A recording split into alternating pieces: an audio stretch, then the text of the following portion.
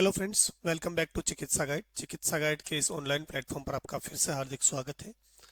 आज का जो हमारा टॉपिक रहेगा वो है जनरल मेडिकल प्रैक्टिस के अंदर जो कॉमन डिजीज है, उन डिजीज के अंदर कौन कौन से टेस्ट नीडेड होते हैं डायग्नोसिस के लिए। जब किसी भी डिजीज का हम डायग्नोसिस बनाते हैं तो कौन से टेस्ट की जरूरत पड़ती है, कौन सा ब्लड टेस्ट करवाया जा सकता है या फिर कौन सा यूरिन टेस्ट करवाना होता है या फिर कौन सा इमेजिंग स्कैन करना होता है, इस बारे में हम यहाँ पर डिटेल में पढ़ेंगे। यहाँ पर इस लेक्चर के खत्म होते होते हम इस चीज को क्लियरली जान लेंगे कि जो बीमारियां कॉमनली जनरल मेडिकल प्रैक्टिस के अंदर एनकाउंटर करते हैं, उन बीमारियों के अंदर कौन से टेस्ट की नीड होती है, किस बीमारी में कौन सी जांच करवाई जानी चाहिए ताकि हम सही तरीके से डायग्नोसिस कर पाए। ठीक बात है। तो बना रहिए मेरे साथ में वीडियो के अंत तक। वीडियो के अंदर आपको बहुत सारी नॉलेजेबल चीजें मिलेगी देखने को। तो देखते हैं हमारी slide. Diagnosis method of 20 most common diseases in general medical practice. General medical practice के अंदर काम आने वाली 20 कॉमन डिजीज जो है, उनके अंदर कौन कौन से डायग्नोसिस करवाए जाते हैं, उसका डायग्नोसिस बनाने के लिए किस किस मेथड का हमें यूज करना होता है। ठीक है, तो देखते हैं हम सबसे पहले इंट्रोडक्शन। जनरल मेडिकल प्रैक्टिस में डायग्नोसिस का क्या इंपॉर्टेंस है, डायग्नोसिस क्यों जरूरी है, जनरल मेडिकल प्रैक्टिस के अंदर डायग्नोसिस क्यों जरूरी है, इस बारे में हम बात करेंगे। जनरल मेडिकल प्रैक्टिस में डायग्नोसिस का क्या महत्व है। सही डायग्नोसिस से सही ट्रीटमेंट पॉसिबल होता है। ठीक है, अगर आपका डायग्नोसिस सही बना तो आप बीमारी को सही पकड़ पाओगे और सही तरीके से आप उसका ट्रीटमेंट कर पाओगे। ठीक है, लेबोरेटरी इन्वेस्टिगेशंस डिजीज कंफर्म करने में बहुत हेल्प करती है। लेबोरेटरी में जो जांचें करवाई जाती है वो डिजीज को कंफर्म करने में बहुत हेल्प करती है। तो ये हमारा डायग्नोसिस का इम्पोर्टेंस है। डिफरेंट डिजीजेज के लिए डिफरेंट सैंपल्स और मेथड का यूज किया जाता है। ठीक है, जो कि हम आगे डिटेल में पढ़ेंगे। कॉमन सैंपल कौन कौन से हम यूज करते हैं, कौन कौन से सैंपल कॉमनली हम किस किस तरीके के सैंपल हम लेते हैं और किस सैंपल से जांचें कराने से हमें डायग्नोसिस करने में मदद मिलती है। तो मोस्टली हम लेते हैं ब्लड सैंपल्स। क्या लेते हैं? Blood samples. और हम लेते हैं यूरिन सैंपल्स, स्टूल का सैंपल लेते हैं, स्पूटम का सैंपल लेते हैं, स्वाब का सैंपल लेते हैं और हम टिश्यू की बायोप्सी भी करवाते हैं। ठीक है, तो ये सारी चीजें जो है सैंपल के लिए जरूरी होती है। जहां पर हमें ब्लड की जरूरत होती है वहां ब्लड लेते हैं, यूरिन की जरूरत होती है यूरिन लेते हैं। कई बार कुछ चीजें ऐसी होती है जो डायग्नोसिस के लिए हमें स्टूल का टेस्ट करना होता है तो हमें स्टूल का सैंपल लेना होता है। कई बार हमें जैसे ट्यूबरकुलोसिस हो गया तो ऐसी कंडीशन में हमें स्पूटम का सैंपल लेना होता है। ठीक है, बलगम का सैंपल लेना होता है। कई बार हमें स्वाब टेस्ट करवाना होता है तो स्वाब भी हम सैंपल लेते हैं और टिश्यू बायोप्सी करवाते हैं। कई बार अगर डिजीज बहुत ज़्यादा गंभीर है और हमें कैंसर वगैरह का पता करना है तो हम उसके लिए क्या करते हैं, टिश्यू की बायोप्सी कराते हैं। तो टिश्यू बायोप्सी के लिए टिश्यू का सैंपल लेते हैं। ठीक बात है। अब हम सबसे पहली डिजीज देखते हैं जिसको जनरल मेडिकल प्रैक्टिशनर ज़्यादा इनकाउंटर करता है और उस डिजीज के अंदर क्या हमें डायग्नोसिस मेथड्स यूज किए जाने चाहिए, कौन कौन से मेथड्स यूज किए जाते हैं और कौन कौन सी जांचें करवाई जाती है, उस बारे में बात करेंगे। सबसे पहली डिजीज कौन सी है हमारी? फीवर। क्या है? सबसे पहली डिजीज है हमारी फीवर, जिसे हम क्या कहते हैं, पायरेक्सिया भी कहते हैं, बुखार। ठीक है, उसके अंदर अगर आपको कंफर्म नहीं है कि बुखार किस वजह से आता है आ रहा है और उसको कंफर्म करना है तो हम कौन कौन सी जांचें जनरली करवाते हैं या फिर जनरल मेडिकल प्रैक्टिशनर कौन कौन सी जांचें जनरली करवाता है, तो उसके अंदर है सीबीसी। क्या है? Complete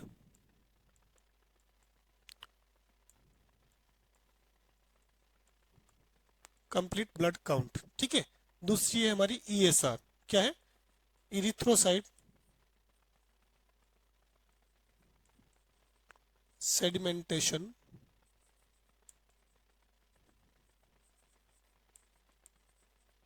rate. ठीक है, इरिथ्रोसाइट सेडिमेंटेशन रेट। अगली जांच हम करवाते हैं ब्लड कल्चर, उससे भी हमें पता चलता है कि फीवर क्यों आ रहा है। रैपिड मलेरिया टेस्ट भी करवाते हैं कि अगर मलेरिया की वजह से बुखार आ रहा है तो मलेरिया टेस्ट में कंफर्म हो जाता है कि पॉजिटिव है या नेगेटिव है। अगर पॉजिटिव है तो हमें मलेरिया का ट्रीटमेंट करना रहा, अगर नेगेटिव है तो हमें किसी और बीमारी के बारे में सोचना रहा। अगला हम टेस्ट कराते हैं विडाल टेस्ट, जो कि होता है टाइफाइड के लिए। ठीक है, तो क्या क्या इन्वेस्टिगेशन हम फीवर के लिए करवाते हैं? CBC complete blood count, ESR, erythrocyte sedimentation rate, blood culture, rapid malaria test और विडाल टेस्ट। ठीक है, अब हम देखते हैं ये किन किन मेथड से होते हैं। ठीक है, अब हम देखते हैं किन किन मेथड से ये टेस्ट होते हैं। ये टेस्ट होते हैं हिमेटोलॉजी एनालाइजर के द्वारा, दूसरा होता है कल्चर मेथड के द्वारा, तीसरा होता है रैपिड एंटीजन टेस्ट के द्वारा। ठीक है, और इनके लिए सैंपल कौन सा लेना होता है, हमें ब्लड का सैंपल लेना होता है। ठीक है, तो कल्चर मेथड की बात करें हम तो ब्लड कल्चर कल्चर मेथड से होगा। ठीक है, रैपिड एंटीजन टेस्ट जो है उससे क्या होगा, आपका मलेरिया टेस्ट होगा।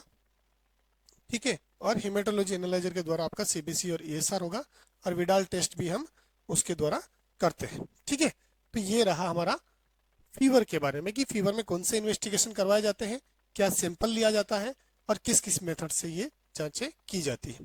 ठीक है, अब हम देखते हैं अगली बीमारी के बारे में। अगली बीमारी है हमारी डायबिटीज मेलाइटस। डायबिटीज मेलाइटस आजकल बहुत कॉमन हो गई है, टाइप 2 डायबिटीज मेलाइटस बहुत कॉमन हो गई है। और जब इस तरीके का पेशेंट आता है तो उसे हमें डायग्नोस करने के लिए कौन कौन से टेस्ट की हेल्प लगेगी, वो है फास्टिंग ब्लड शुगर, भूखे पेट का blood sugar, post prandial blood sugar, खाना खाने के 2 घंटे बाद का ब्लड शुगर, HbA1c जो कि 3 महीने का औसत देता है कि 3 महीने के दौरान औसत आपका ब्लड शुगर कितना रहा, और अगला है यूरिन शुगर। ठीक है, डायबिटीज मेलाइटस की जांच करने के लिए हमें कौन कौन सी जांचों की जरूरत पड़ती है, fasting blood sugar, post prandial blood sugar, HbA1c और यूरिन शुगर। ठीक बात है। तो अब इन जांचों को किस किस मेथड से किया जाता है, इन जांचों को किया जाता है एंजाइमेटिक ग्लूकोज ऑक्साइड मेथड से और HPLC मेथड जो कि HbA1c होता है। HbA1c किससे होता है, HPLC मेथड से, और fasting blood sugar, post prandial blood sugar जो किससे होता है, एंजाइमेटिक ग्लूकोज ऑक्सीडाइजिंग मेथड के द्वारा। ठीक है, इसके लिए हमें सैंपल कौन कौन से लेना होता है, ब्लड शुगर।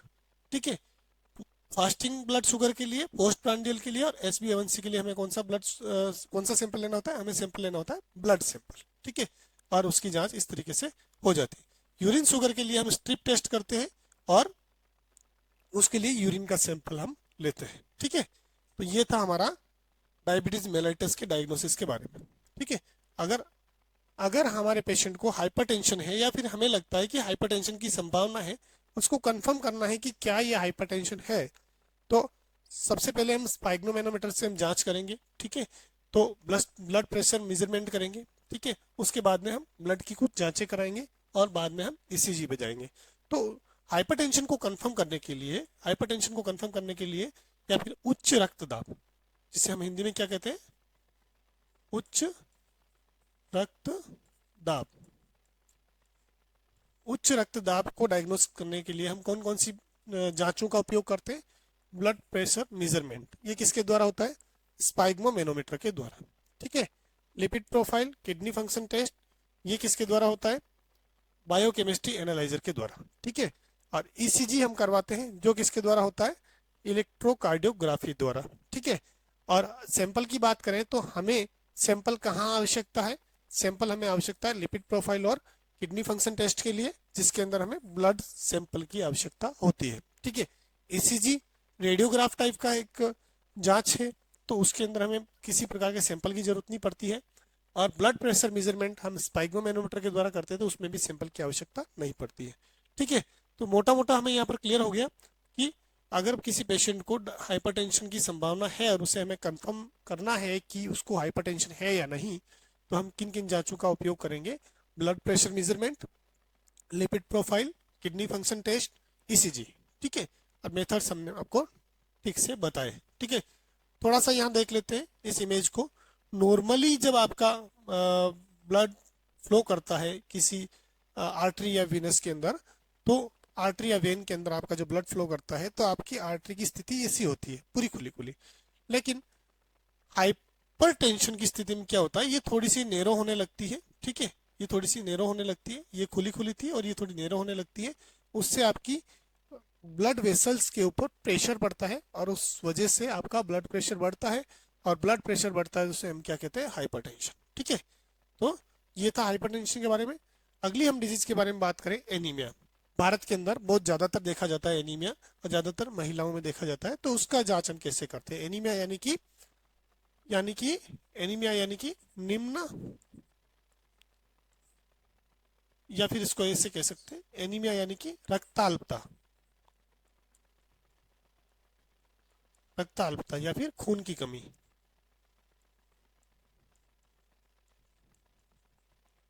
खून की कमी या फिर रक्ताल्पता। ठीक है, खून की कमी या रक्ताल्पता जो है उसकी हम कैसे जांच करेंगे। ठीक है, देखिए नॉर्मली जब ब्लड को हम देखते हैं तो इस तरीके से उसके अंदर बहुत सारे हीमोग्लोबिन के पार्ट्स होते हैं। ठीक है, लेकिन जब एनीमिया वाले पेशेंट को हम देखते हैं तो उसके अंदर हीमोग्लोबिन बहुत कम देखने को मिलता है, ये थोड़ा सा बिखरा बिखरा मिलता है। ठीक है, तो इस बारे में बात करते हैं कि कौन कौन सी जांचें यहाँ पर करवाई जानी चाहिए एनीमिया के डायग्नोसिस के लिए। Number 1, haemoglobin estimation. ठीक है, हीमोग्लोबिन एस्टिमेशन होता है। दूसरा है सीबीसी कंप्लीट ब्लड काउंट। तीसरा है पेरिफेरल स्पीयर। और चौथा है सीरम आयरन। इनकी जांचें हम कराएंगे तो हमें पता पड़ेगा कि एनीमिया है या नहीं। ये जांचें कराने से हमें क्या पता पड़ेगा, पेशेंट को एनीमिया है या नहीं। इसके लिए कौन कौन से मेथड का उपयोग किया जाता है, हीमेटोलॉजी एनालाइजर का और माइक्रोस्कोपिक एग्जामिनेशन का। ठीक है, माइक्रोस्कोपिक एग्जामिनेशन का और हीमेटोलॉजी एनालाइजर का। इसके लिए सैंपल कौन सा हमें आवश्यकता पड़ती है, हमें ब्लड सैंपल की आवश्यकता पड़ती है। किस सैंपल की आवश्यकता पड़ती है, हमें ब्लड सैंपल की आवश्यकता पड़ती है। ठीक है, तो ये था एनीमिया। अगली डिजीज की तरफ जाते हैं अपन, मलेरिया। मलेरिया के अंदर कौन सी जांचें करवाई जाती है जो कि कंफर्मेटिव होता है कि मलेरिया ही है इस पेशेंट को। तो मलेरिया है इसको कंफर्म करने के लिए हम कौन सी जांचें करवाते हैं, हम करवाते हैं नंबर 1 पेरिफेरल ब्लड स्मीयर। दूसरा कराते हैं रैपिड डायग्नोस्टिक टेस्ट। ठीक है, पेरिफेरल ब्लड स्मीयर को ज़्यादा प्रासंगिक माना गया है। रैपिड डायग्नोस्टिक टेस्ट भी पिछले कुछ सालों में बहुत ज़्यादा तेज़ी से यूज किया जा रहा है और उसका भी रिजल्ट अच्छे हैं, नो डाउट। तो पेरिफेरल ब्लड स्मीयर के लिए हमें किसकी आवश्यकता पड़ती है, माइक्रोस्कोपी की। ठीक है, और रैपिड डायग्नोस्टिक टेस्ट जो है वो कौन से मेथड से होता है, इम्यूनोक्रोमेटोग्राफिक टेस्ट से। ठीक है, और सैंपल इसके लिए हमें जो आवश्यकता पड़ती है वो है ब्लड सैंपल। ठीक है, तो मलेरिया के लिए हम मोटे मोटे कौन से टेस्ट कराते हैं, पेरिफेरल ब्लड स्मीयर और रैपिड डायग्नोस्टिक टेस्ट। ठीक है, डेंगू की जब हम बात करते हैं तो डेंगू की जांच कराने के लिए हमें कौन से मेथड का यूज करना होता है, उस मेथड की हम बात करें तो उसमें इन्वेस्टिगेशन होता है NS1 एंटीजन टेस्ट, दूसरा होता है IgM एंटीबॉडी टेस्ट और तीसरा होता है प्लेटलेट काउंट। ठीक है, NS1 antigen test, IgM antibody test और प्लेटलेट काउंट। ठीक है, NS1 एंटीजन टेस्ट और IgM एंटीबॉडी टेस्ट जो है वो किससे होता है, वो किससे होता है, एलिजा मेथड से, या फिर ये कार्ड टेस्ट से भी होता है। ठीक है, ये कार्ड टेस्ट से भी होता है और एलिजा टेस्ट से भी होता है। ठीक है, प्लेटलेट काउंट के लिए हम क्या करते हैं, हम कंप्लीट ब्लड काउंट कराते हैं, सीबीसी कराते हैं तो उसके अंदर प्लेटलेट काउंट आ जाती है। ठीक है, अब सैंपल की बात करें तो ब्लड सैंपल से ये जांचें होती है। किससे होती है, ब्लड सैंपल से जांचें होती है। अगली डिजीज की तरफ हम बढ़ते हैं, typhoid fever. Typhoid fever Bharat के अंदर बहुत कॉमन है। टाइफाइड फीवर भारत के अंदर बहुत कॉमन है और बारिश के दिनों में ज़्यादा देखने को मिलता है। ठीक है, इसके कंफर्मेशन के लिए कौन से टेस्ट की आवश्यकता होती है, विडाल टेस्ट, ब्लड कल्चर और Typhidot test. Widal test, blood culture और टाइफिडोट टेस्ट हम जनरली करवाते हैं टाइफाइड को एनकाउंटर करने के लिए, टाइफाइड को डायग्नोस करने के लिए। ठीक है, एनकाउंटर नहीं, टाइफाइड को डायग्नोस करने के लिए। ठीक है, कौन से मेथड का हम यूज करते हैं, विडाल टेस्ट के लिए हम यूज करते हैं एग्लूटिनेशन टेस्ट का, विडाल के लिए हम यूज करते हैं एग्लूटिनेशन टेस्ट का, और ब्लड कल्चर के लिए हम यूज करते हैं कल्चर मेथड का। और इसके लिए हमें सैंपल कौन सा चाहिए होता है, ब्लड सैंपल। ठीक है, तो ये था टाइफाइड टेस्ट के बारे में। अगली डिजीज की तरफ हम बढ़ते हैं, यूरिनरी ट्रैक इन्फेक्शन। जब किसी पेशेंट को हो रहा है तो उसके डायग्नोसिस बनाने के लिए, उसको डायग्नोस करने के लिए कि कौन सी डिजीज है, तो उसको डायग्नोस करने के लिए हमें कौन से इन्वेस्टिगेशंस की आवश्यकता होती है, हमें होती है यूरिन रूटीन एग्जामिनेशन की और दूसरा होता है यूरिन कल्चर टेस्ट की। पहला होता है यूरिन रूटीन एग्जामिनेशन और दूसरा होता है यूरिन कल्चर टेस्ट। ठीक है, तो यूरिन रूटीन एग्जामिनेशन और यूरिन कल्चर टेस्ट किससे होता है, माइक्रोस्कोपी से और कल्चर मेथड से। यूरिन कल्चर कल्चर मेथड से होता है और माइक्रोस्कोपी से क्या होता है, यूरिन रूटीन एग्जामिनेशन। ठीक है, इसके लिए सैंपल हमें कौन सा चाहिए होता है, सीधी सी बात है, जब यूरिनरी ट्रैक्ट इन्फेक्शन है और जब हम यूरिन का टेस्ट कर रहे हैं तो सैंपल कौन सा चाहिएगा, यूरिन। लेकिन यूरिन कौन सा चाहिएगा, मिड स्ट्रीम का। पेशाब की जो धार बनी है, थोड़ा सा पेशाब किया पेशेंट ने, उसके बाद जो पेशेंट पेशाब आ रहा है मिड स्ट्रीम का, उसका सैंपल लेना सबसे अच्छा होता है, वो आपको सही रिजल्ट देता है। ठीक है, तो ये था हमारा यूरिनरी ट्रैक्ट इन्फेक्शन के डायग्नोसिस के बारे में। अगला है हमारा ट्यूबरक्लोसिस। ट्यूबरक्लोसिस के लिए हम कौन सा डायग्नोसिस करते हैं, ट्यूबरक्लोसिस के लिए हम कौन सा डायग्नोसिस करते हैं। ठीक है, लेटेंट इन्फेक्शन इस तरीके का दिखता है, कैविटी ट्यूबरक्लोसिस इस तरीके का दिखता है और मिलियरी ट्यूबरकुलोसिस इस तरीके का दिखता है। ठीक है, इन्वेस्टिगेशन की हम बात करें तो स्पुटम एएफबी टेस्ट हम इसमें कराते हैं, जिसमें आपके बलगम की जांच होती है, और दूसरा करते हैं जेन एक्सपर्ट कराते हैं, और तीसरा करते हैं चेस्ट एक्सरे। ठीक है, यह होता किससे है? जिल निल्सन स्टेनिंग से और पीसीआर मेथड से होता है। ठीक है, और चेस्ट एक्सरे की बात करें तो हम रेडियोग्राफ कराते हैं।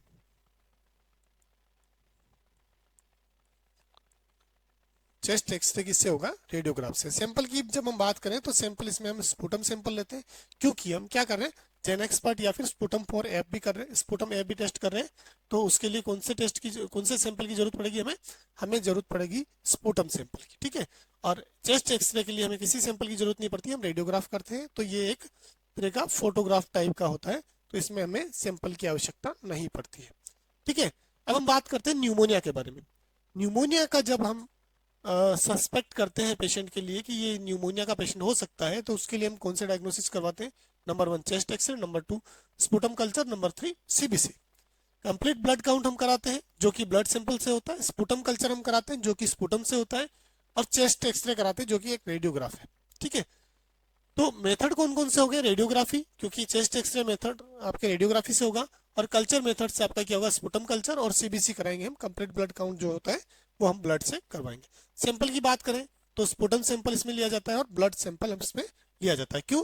क्योंकि स्पुटम की जब जांच की जाएगी तो स्पुटम से होगी, और ब्लड की जब जांच की जाएगी कंप्लीट ब्लड काउंट की, सीबीसी की, तो उसके लिए ब्लड की आवश्यकता होती है, और चेस्ट एक्सरे के लिए हमें किसी भी सैंपल की आवश्यकता नहीं होती है। ठीक बात है।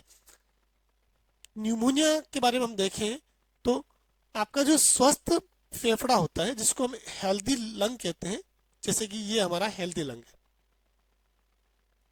जैसे कि ये हमारा हेल्दी लंग है, तो वो कुछ इस तरीके का दिखता है। और अगर लंग के अंदर कोई इन्फेक्शन है तो वो इस तरीके का दिखता है। अगर न्यूमोनिया वाला पेशेंट होगा तो ये इस तरीके का दिखेगा। क्यों? क्योंकि एल्वियोलाई जो है वो, उसके अंदर जो हवा है वो खुली खुली रहती है, बहुत भरी रहती है इसके अंदर, स्वस्थ मरीज के अंदर, स्वस्थ व्यक्ति के अंदर। जबकि कोई पेशेंट है जो कि न्यूमोनिया का है, तो उसके अंदर एल्वुलाई के अंदर क्या रहेगा? Fluid in the alveoli. क्या रहेगा? Fluid in the alveoli. ठीक है, तो ये था न्यूमोनिया के बारे में। अब हम देखते हैं लीवर डिजीज। लीवर डिजीज के लिए हम कौन कौन से डायग्नोसिस कराते हैं? लीवर डिजीज को डायग्नोस करने के लिए हम कौन कौन से जांचें कराते हैं, या फिर कौन कौन से सैंपल्स लिए जाते हैं? ठीक है, इन्वेस्टिगेशन की हम बात करें तो लीवर फंक्शन टेस्ट इसके अंदर करवाया जाता है, अल्ट्रासोनोग्राफी कराई जाती है इसके अंदर, अल्ट्रासाउंड ऑफ एब्डोमेन कराया जाता है, वायरल मार्कर्स करवाए जाते हैं। बायोकेमिकल एनालाइजर से क्या करवाया जाता है? Liver function test. ठीक है, इमेजिंग टेक्निक से क्या कराया जाता है? आपका अल्ट्रासाउंड टेस्ट, और बायोकेमिकल एनालाइजर से आपका वायरल मार्कर भी करवाया जाता है। ठीक है, सैंपल कौन सा लेना होता है इसके अंदर? ब्लड सैंपल लेना होता है। ठीक है, तो ये था हमारा लीवर डिजीज को डायग्नोस करने के लिए कौन सी जांचें कराते हैं उसके बारे में। ठीक है, अगली डिजीज की हम बात करें तो किडनी डिजीज जब होती है, किडनी की जो समस्याएं होती है, किडनी की जो समस्या होती है उसके अंदर कौन कौन से इन्वेस्टिगेशंस करवाने चाहिए?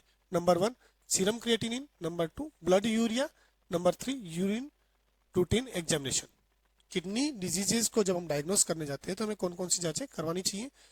सीरम क्रिएटिनिन, ब्लड यूरिया, और यूरिन रूटीन एग्जामिनेशन। ठीक है, तो ये कौन कौन से मेथड से होते हैं? ये होते हैं बायोकेमिकल एनालिसिस के द्वारा और माइक्रोस्कोपी के द्वारा। किस किस के द्वारा होते हैं? बायोकेमिकल एनालिसिस के द्वारा और माइक्रोस्कोपी के द्वारा। सीरम क्रिएटिनिन जो है आपका बायोकेमिकल एनालिसिस के द्वारा होता है, और माइक्रोस्कोपी के द्वारा होता है यूरिन रूटीन एग्जामिनेशन, और ब्लड यूरिया होता है आपका बायोकेमिकल एनालिसिस के द्वारा। ठीक है, सैंपल की बात करें इसके अंदर तो ब्लड सैंपल इसके अंदर लिया जाता है, और यूरिन सैंपल इसके अंदर लिया जाता है। क्योंकि यूरिन रूटीन एग्जामिनेशन जो है वो माइक्रोस्कोपी से किया जाता है, वो यूरिन के द्वारा किया जाता है। ठीक है, उसके अंदर सैंपल आपको यूरिन चाहिए होगा। ठीक है, तो ये था किडनी डिजीजेज के बारे में। किडनी डिजीज के अंदर हम कौन कौन से डायग्नोसिस, किडनी डिजीज का डायग्नोसिस बनाने के लिए हम कौन कौन से इन्वेस्टिगेशंस करवाते हैं उस बारे में हमने बात की। ठीक है, अब हम देखते हैं थायराइड डिसऑर्डर्स जो है किसी पेशेंट को अगर है तो उसको डायग्नोस करने के लिए हमें कौन कौन सी जांचें करवानी चाहिए। हमें संभावना है कि भाई थायराइड का पेशेंट हो सकता है, या इस पेशेंट को थायराइड हो सकता है। थायराइड के डायग्नोस करने के लिए, थायराइड को डायग्नोस करने के लिए हमें करवाना चाहिए T3, T4 और TSH।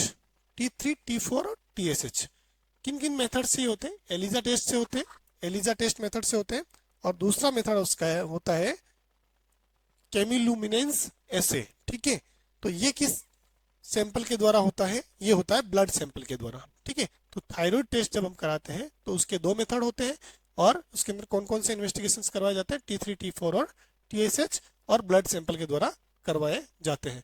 जब नॉर्मली हेल्दी थायराइड होती है तो इस टाइप की होती है, जब थायराइड ग्लैंड आपकी बढ़ जाती है तो इस टाइप की दिखती है हाइपरथायरॉयडिज्म के अंदर।